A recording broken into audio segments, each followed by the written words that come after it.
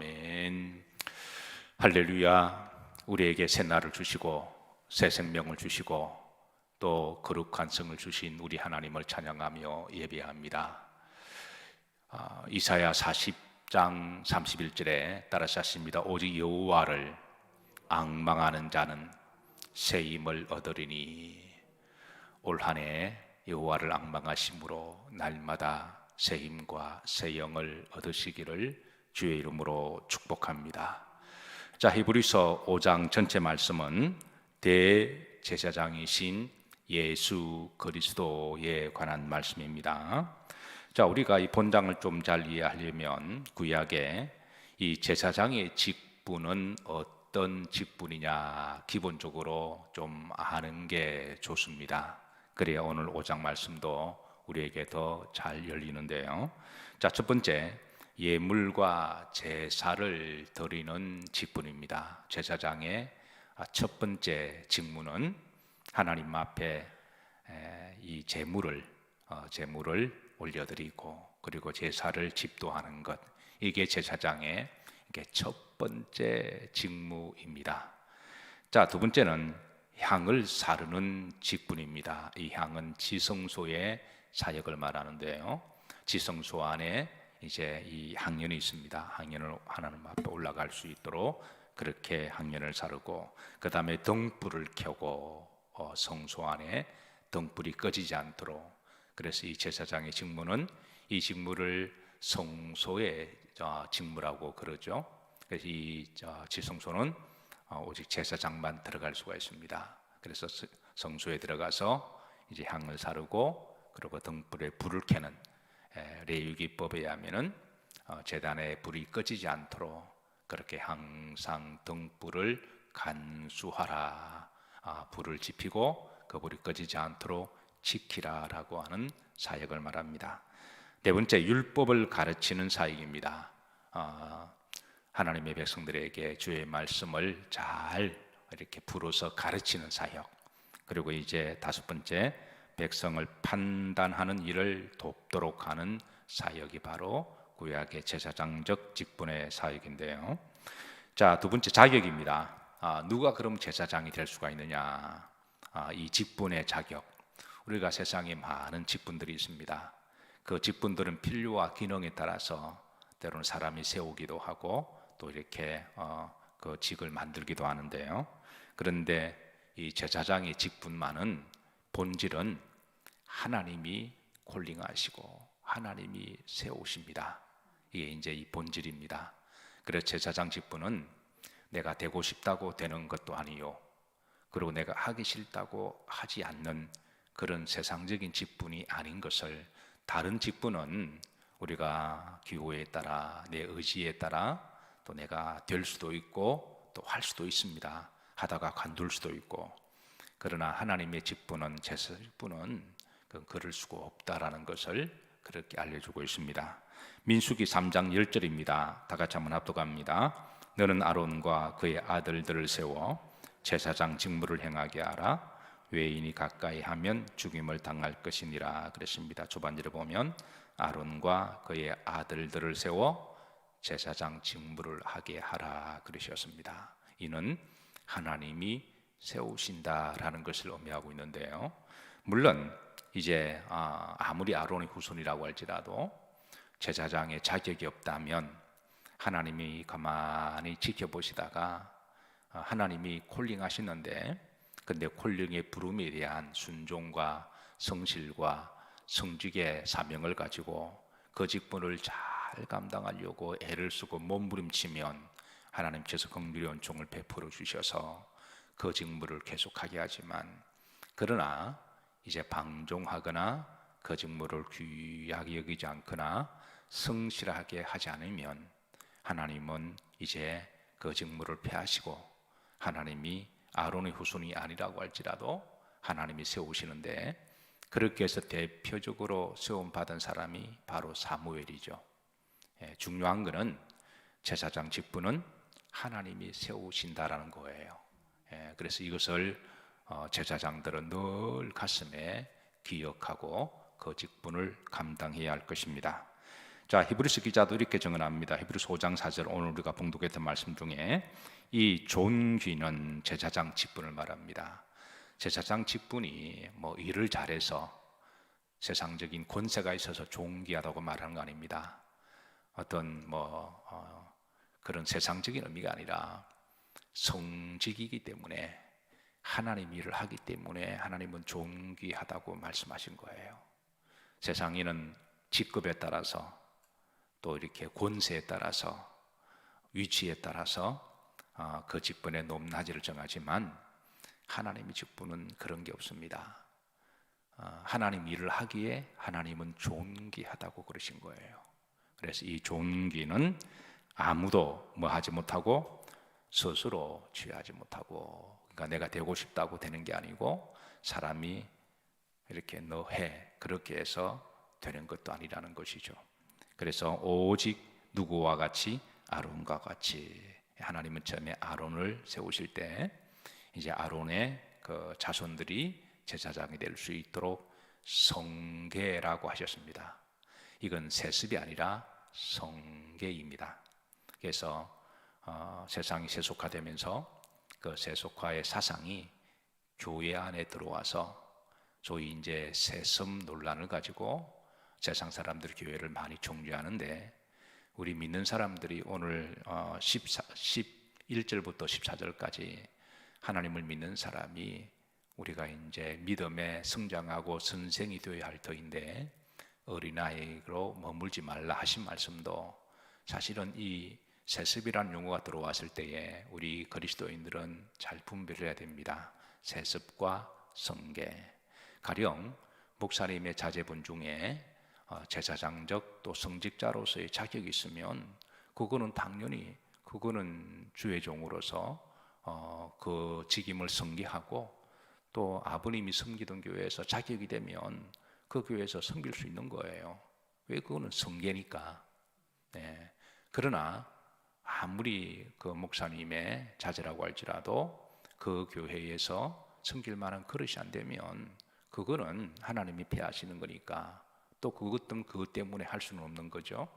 그래서 우리가 목사님의 자제가 그 교회를 맡아서 섬길 때에 무조건 세습이라고 비난하고 그것을 반대하는 것은 세속화되었다라는 겁니다. 그래서 어떤 분은 그러면 교회가 좀 규모가 있으면 성계가 안 되고, 저 시골 교회에 교인 10명밖에 없는 교회에 목사님이 그 아들이 그 교회를 하게 되는 것은, 그럼 그건 옳은 건가요? 그거는 인정하면서 교회가 좀 규모 있는 교회에서 좀 이렇게 목사님을 이어받아서 그 교회를 섬기는 것은, 그거를 반대한다면 이건 너무 물량적인 판단이잖아요. 실제로 여러분 한국 교회가 규모가 있는 교회가 그리 많지 않습니다. 몇만 명 모이는 교회가 한국에서 5%도 안 됩니다. 한 1, 2%밖에 안 돼요. 그리고 시골에 10명, 20명 있는 교회, 그런 교회 목회자가 없어서 그렇게 힘들어하는 교회에 그 담임 목사님의 자녀분들이 하나님께 목회 소명을 받아서 그 교회를 섬긴다고 하는 것은 그거는 얼마나 또 좋은 일이에요.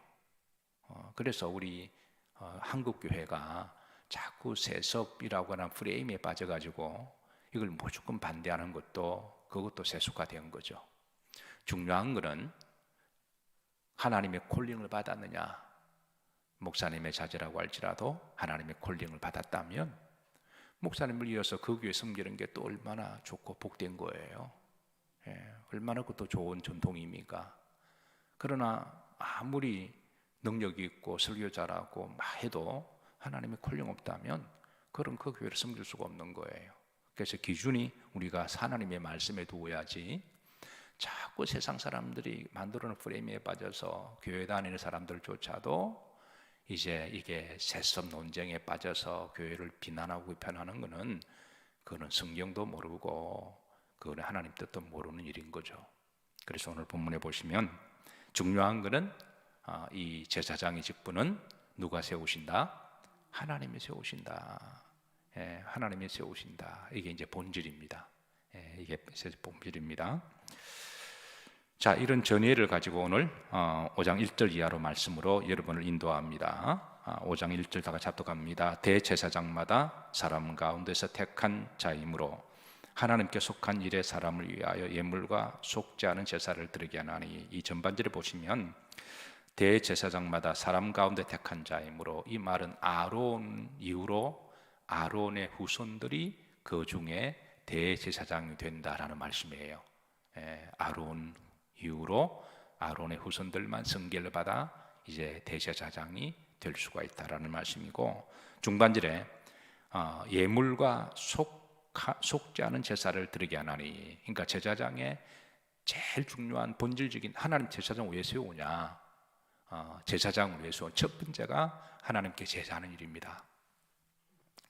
그래서 제사장은 뭐니 해도 하나님께 예배를 잘 드리도록 해야 됩니다. 제사장의 첫 번째 직무는, 제사장이 사람 좋은 거 좋은 거예요. 사람 좋은 게 좋습니다. 제사장이 뭐 설교를 잘하면 좋습니다. 제사장이 또 뭐 다른 일을, 또 재능 같은 거, 뭐 컴퓨터도 잘 다루고 운동도 잘하고, 그것도 좋은 거예요. 뭐 잘하면 나쁜 게 아니니까. 근데 그거 아무리 잘해도 하나님 앞에 제사를 잘 드리도록 하지 못하면 그건 잘못된 거예요. 설교를 아무리 잘해도 하나님 앞에 예배드리는 일을 잘 올려드리지 못하면 그건 잘못된 겁니다. 그래서 제사장의 첫 번째 직무는 제단에 불이 꺼지지 않도록 해야 돼요. 어떤 식으로든. 그런데 제사장이 몸이 한계가 있으니까 혼자 24시간을 제단을 지킬 수가 없잖아요. 그러니까 시간마다 제단을 지키도록 24반차를 만들어서 대제사장이 24명의 제사장을 세워서 제단에 불이 꺼지지 않도록 계속해서 하나님 앞에 제사를 아침과 저녁에 상번제를 올리도록, 그렇게 제단이 살아있도록 하는 게 바로 제사장의 직무입니다. 그래서 제사장은 첫 번째, 우리가 결국 예배는 하나님께 드리는 거잖아요. 그러니까 우리가 하나님께 예배가 올라갈 수 있도록 제사장의 직무가 그게 첫 번째 직무고, 그럼 제사를 하는 목적은 뭐냐? 죄를 사하는 거죠. 우리 사람마다 다 죄가 있으니까. 그래서 뭐 우리가 제사를 드릴 때에 뭐 제사를 기능적으로 뭐 컨템퍼러리, 뭐 크리스찬 뮤직을 통해서, 시스템을 통해서 찬양도 잘하고 악기도 동원하고 뭐 스크린도 사용하고, 그리고 뭐 찬양대도 세우고, 뭐 여러 뭐 이렇게 정말 기능적으로 잘하면 좋습니다. 그런 게 있으면. 그러나 그런 게 아무리 있어도 제사 때 죄를 사하는 하나님의 그 기능이 없다면 그건 의미가 없는 거예요. 제사 때마다 우리는 죄의 사함을 받아야 됩니다. 예수 그리스도의 구속의 보혈로 말미암아 구약에는 짐승의 피로 죄 사함을 받았고, 그래서 구약에는 제물의 피가 없는 제사는 제사가 아니다 그랬어요. 그래서 우리가 신약에서는 예수 그리스도의 보혈이 없는 예배는 예배가 아니다. 그래서 우리 예배 때마다 우리 죄를 사하고 주님 앞에 용서를 받는 거죠. 그래서 제사의 첫 번째 이제 본질과 직무는 하나님께 예배드리는 것이고, 예배를 통해서 우리의 허물과 죄를 회개하고 용서함을 받는 것이 바로 이 제사의 본질이라는 거죠. 어떤 분은 교회에 오셔서 위로받기를 원합니다. 충분히 이해가 되고 위로 받으셔야 돼요. 그러나 죄 사함 없는 위로가 받다면 그거는 예배의 본질을 모르고 하는 거예요. 그래서 위로는 필요합니다. 그러나 죄 사함이 먼저입니다. 이 일을 하는 게 바로 제사장의 직무라는 거죠. 그래서 오늘 히브리서 5장 1절에 보면 예물은 재물을 이야기하는 거죠. 예물은 이런 물질, 이것보다는 이제 양이나 소나 재물을 이야기하는 거죠. 신약으로 말하면 여러분과 제가 재물이 돼야 됩니다. 우리가 하나님 앞에 내 몸 전체를 올려드리는데, 이 온몸 전체를 올려드리는 믿음의 예표로서 우리가 소위 헌금을 해요. 그 온몸을 드리는 사람이 이 헌금 가지고 시험 들 일이 있겠어요? 하나님이 내게 주신 분량이 믿음대로 내가 내 형편에까 하면 되는 거예요. 그러나 이거는 어디까지나 내 몸을 드리는 예표입니다. 근데 내 온몸을 드리는데, 목숨을 드리는데 이게 헌금 가지고 그게 시험 든다면 그분은 예물의 뜻을 모르는 거예요. 그러니까 제사는 우리가 양이고 우리가 소가 되어야 되는 거죠. 그래서 몸 없는 제사 있을 수가 없습니다. 그래서 사도 바울은 로마서 12장 1절에 보면 너희 몸을 하나님 앞에 산 제물로 드리라 그러잖아요. 우리 몸이 제물이 돼야 돼. 그리고 우리가 하나님 앞에 제물을 드리면서 우리가 가지고 있는 죄가 속죄받는 것, 그렇게 하도록 집도하는 사람이, 인도하는 사람이 누구다? 제사장이라는 거예요. 제사장이 얼굴이 잘생기고 운동 잘하고 다 소용없어요. 그건 물론 잘하면 얼굴 잘생기면 좋아요.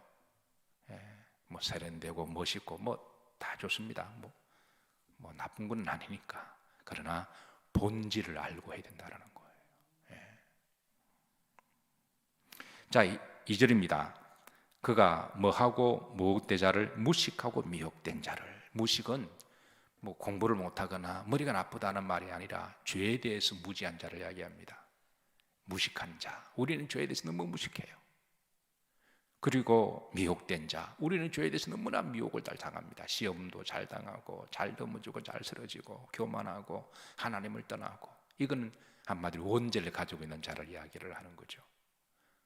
우리는 죄에 대해서 너무나 무지하고 무식하고, 그리고 너무 교만하고 미혹당하고, 능히 뭐 할 수 있는 것은, 용납할 수 있는 것은, 예배를 통해 하나님은 이를 받아주시고 예배를 통하여 이거를 죄 사하게 해주신 하나님께서 이 직분을 대제사장 주셨고, 그런데 보시면 자기도 인약해 입사했습니다. 제사장도 여기에 벗어날 수 없다는 거예요.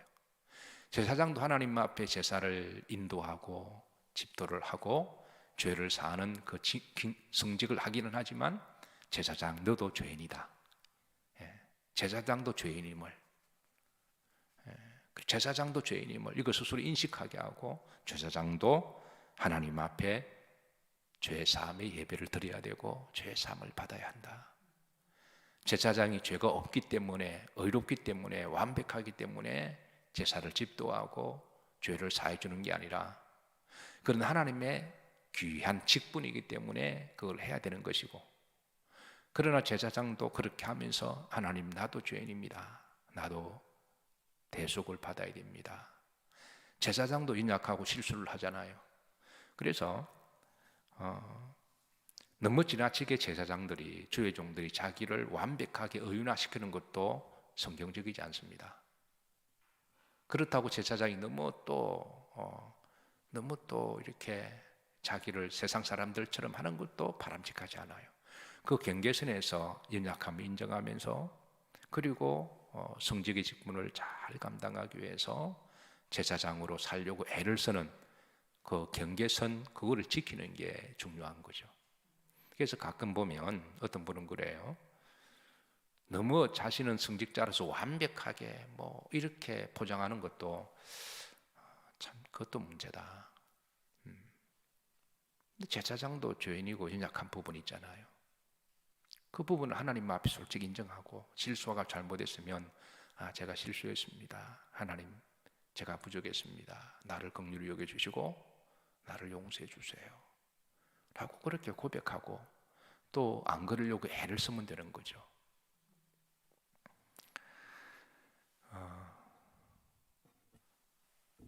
그 지난 성탄절에 우리 교회에서 세례를 주었습니다. 감사하게도 어려운 시기인데도 10명의 세례자를 하나님께 올려드렸는데요.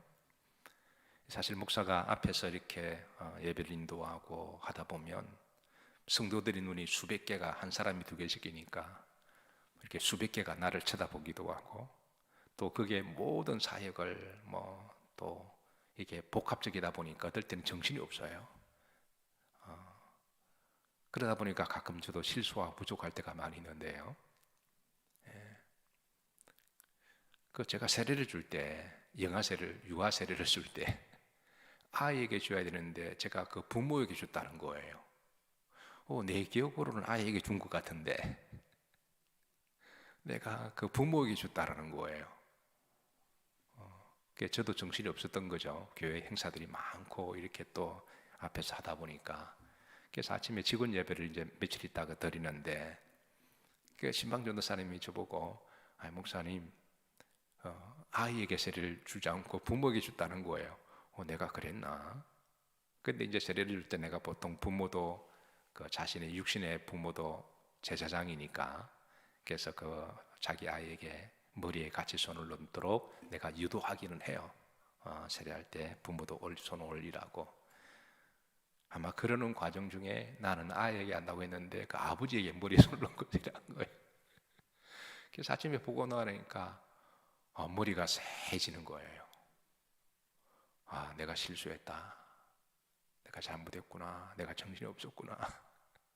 그래서 이걸 어떻게 하지 기도하고 고민하다가 제가 이제 당사자에게 전화했습니다. 전화해서 내가 아이에게 세례 주지 않고 그러니까 본인도 자기 머리에 세례를 주어서 목사님이 무슨 뜻이지 그랬대요. 근데 그분들이 믿음이 좋으셔서 이것도 하나님 뜻이 있지 않겠구나 생각하고 그래서 받았다라는 거죠.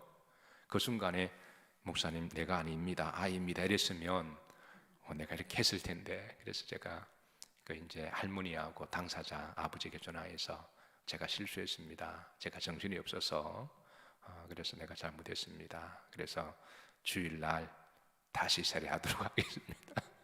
그렇게 양해를 구하고 그렇게 제가 사과를 했습니다. 그래서 목회하다 보면 제 연약함과 부족함이 많이 드러날 때가 많아요.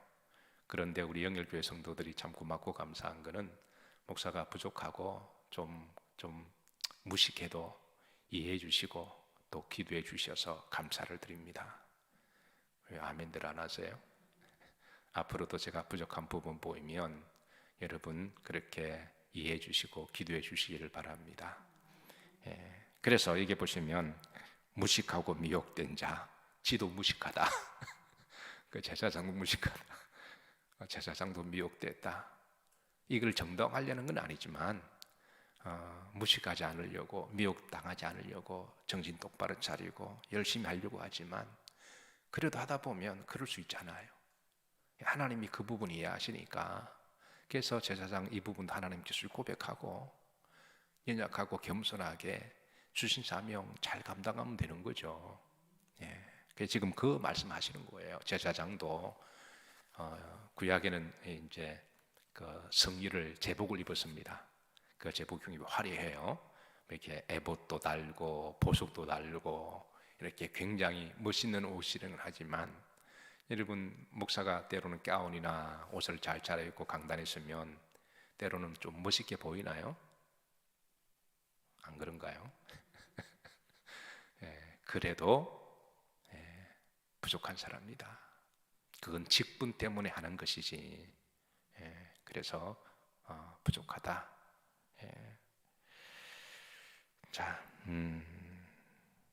어쨌든 여러분 2절 말씀입니다. 그래서 3절입니다. 한 절 더 보고 마치도록 합니다. 그러므로 백성을 위하여 속죄제를 드림과 같이 또한 자신을 위하여도 드리는 것이 마땅하니라. 백성을 위하여 속죄제를 드리지만 백성을 위해서 내 자신도 제사가 필요하다. 그래서 나 자신도 하나님 앞에 예배드릴 때마다 늘 하나님 나 자신 하나님께 예배드리도록 저도 애를 쓰고 기도하고 몸부림치고 있습니다. 이제 5절 이하로 이제 대제사장 되신 예수 그리스도의 이제 말씀을 이제 우리에게 전해주고 있습니다. 이 말씀 우리가 다음 주에 보도록 하고 사랑하는 성도 여러분, 우리에게는 대제사장 되신 예수 그리스도가 계십니다. 항상 여러분 예배 드리실 때마다 여러분의 몸이 하나님 앞에 산 제물이 되시고 그리고 우리가 한 주간 동안 지었던 허물과 죄가 있으면 예수님께 긍휼하심에 따라 다 용서함을 받으시고 죄에서 자유한다고 하는 게 얼마나 큰 복인지 몰라요. 죄에서 자유함을 받으시고 또 매주마다 새힘 얻으시고 올 한 해도 예수님 안에서 행복하고 건강한 또 복된 한 해가 되시기를 주의 이름으로 축복합니다.